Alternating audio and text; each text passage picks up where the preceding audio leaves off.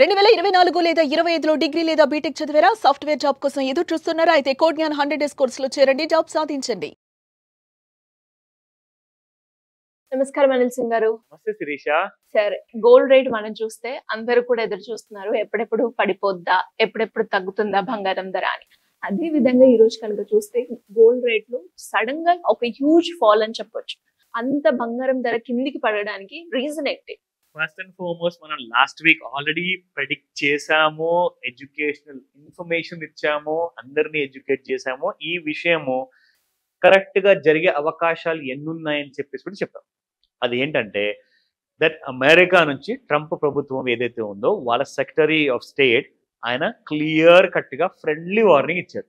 బాబు, ఇద్దరు మూసుకోండి, ఇవన్నీ చేస్తూ ఉంటే చిన్నపిల్లలు చాతలవుతాయి, కానీ దీనివల్ల లాభం అనేది ఎవరికి లేదు అంటే యుద్ధం గురించి చెప్పాడు. సో యుద్ధం అనేది సరే, ఇద్దరు ఈగో మీదకి తీసేసుకున్నారు, ఏదో రీజనల్ కమ్యూనిటీ అని చెప్పేసి ఎగురుతున్నారు అనవసరంగా. అదంతా బిజినెస్ ప్రపంచానికి మిగిలేది శూన్యం మాత్రమే. సో అర్థం చేసుకోండి, మీ దగ్గరున్న ఆ కామన్ సెన్స్ ని కొంచెం వాడేసి, అంటే స్పెషల్లీ పాకిస్తాన్, ఎందుకంటే మరీ ఎక్కువగా రెచ్చిపోతున్నారు. భారతదేశం అంత పెద్ద దేశం ముందు నువ్వు అసలు మట్టి కొట్టుకొట్టు పోతావు నాయన, ప్లీజ్ అర్థం చేసుకో అని చెప్పేసి ప్రశాంతం చేయించడానికి ఒక మాట చెప్పారు. ఆయన చెప్పిన 24 గంటల లోపల, ఇన్ఫాక్ట్ 12 గంటల లోపలే అనుకుంటా, విత్ ఇన్ 12 hours ఇమ్మీడియట్ గా ఎక్స్ అంటే మన ట్విట్టర్ మీద కానివ్వండి, ఎనీ వెబ్సైట్ కానివ్వండి, మీడియా ఛానల్స్ కానివ్వండి, న్యూస్ కానివ్వండి, ప్రతి చోట ఒకటే statement, immediate cease fire.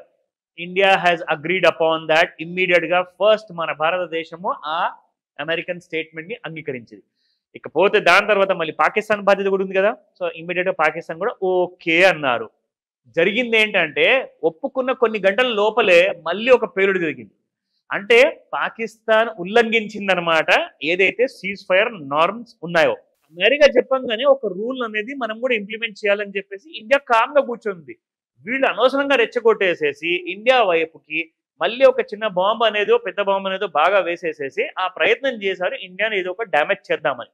But India has థ్వాటెడ్ దట్ కైండ్ ఆఫ్ అటాక్ ఏదైతే వాళ్ళు ప్లాన్ చేశారో సీజ్ ఫైర్ అన్నాక కూడా. ఇప్పుడు ఏం జరిగిందంటే సీజ్ ఫైర్ అన్నాక major war, major bombing, drones కానివ్వండి, మేజర్గా ఏది జరగట్లా. ఏదో చిన్న చిన్న బార్డర్ దగ్గర అక్కడక్కడ చిన్న చిన్న కాల్పులు జరుగుతున్నాయి. అది కూడా అప్పుడప్పుడు మీడియా వాళ్ళు చెప్తున్నారు కాబట్టి. బట్ మేజర్గా మాత్రం చూసుకుంటే ఎస్, ప్రశాంతంగా ఉంది అని చెప్పొచ్చు. సో ఈ విషయము సాటర్డే సాయంత్రం కల్లా రాత్రి కూడా ఏదైనా జరుగుతుందని చెప్పే భయం ఉండేది, ఏం జరగలేదు. సండే మార్నింగ్ కూడా ఏం జరగలేదు. మేజర్గా చూసుకుంటే మళ్ళీ సండే నైట్ కూడా అంత కామ్గా ఉంది. కాబట్టే ఇవాళ మీకు మార్కెట్స్ లో ఎలా ఉండబోతుంది బంగారం అని చెప్పి కూడా చెప్పా. అంటే ఒకవేళ ట్రంప్ గారు చెప్పినట్టుగా వార్ ఆగిపోయింది అనుకోండి, అప్పుడు బంగారం పెరగడానికి ఎందుకు అని రీజన్ ఏమైనా ఉందా చెప్పండి. ఇన్స్టెబిలిటీ అంటే భయాందోళనము ఏదైనా ఎలాంటిది కైండ్ ఆఫ్ క్రియేట్ అయితేనే మీకు ఇన్వెస్ట్మెంట్స్ అన్ని కూడా బిజినెస్ లో నుంచి తీసేసి బంగారంలో పెడతారు. కానీ బంగారంలో ఎప్పుడు పెడతారు, అది కూడా ఎనీ కైండ్ ఆఫ్ ప్రాబ్లం ఉంటేనే, అంటే వార్ సిచ్యువేషన్ ఉంటేనే. కానీ ఇప్పుడు లేదు కదా. అందుకే వాళ్ళ బంగారం మీకు దాదాపు 3,000 రూపాయలు ఫస్ట్ 1 minute లోనే.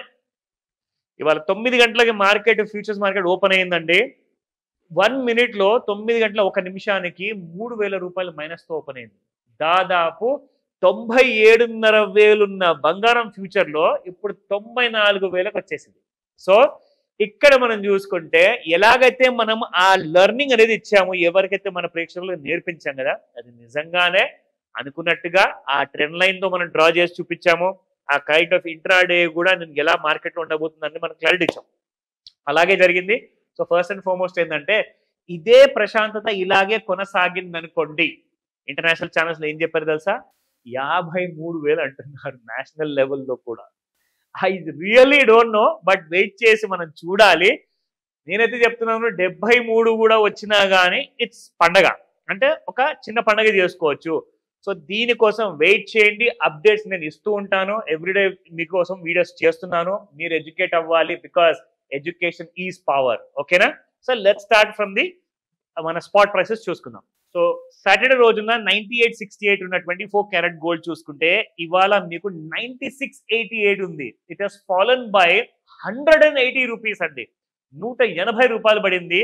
అండ్ 100 గ్రాముల బంగారం చూసుకుంటే మీకు దాదాపు 18,000 రూపాయలు బంగారం పడిపోవడం జరిగింది జస్ట్ విత్ ఇన్ 24 hours లో. ఓకేనా?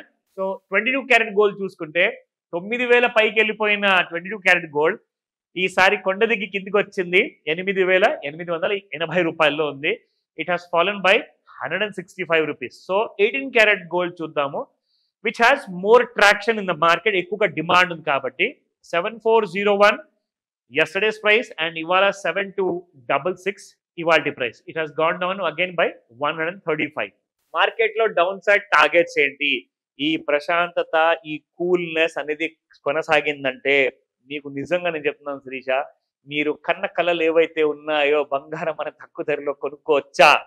ఎస్, దట్ ఈస్ పాసిబుల్ అండి. బట్ ఈ ప్రశాంతత ఇలాగే కొనసాగాలి. నా మీకు చూపిస్తాను ఇవాళ ఇంట్రాడేలో ఇంకా ఎంత పడే అవకాశం ఉంది, అది కూడా మనం తెలుసుకుందాం. సో ఇది డైలీ చార్ట్స్ అండి. రెగ్యులర్ గా మీకు ఇక్కడ నేను డ్రా చేసి చూపిస్తున్నాను Shirisha, that everybody should get educated. కాబట్టి ఇది first trend line major kind of rise జరిగింది.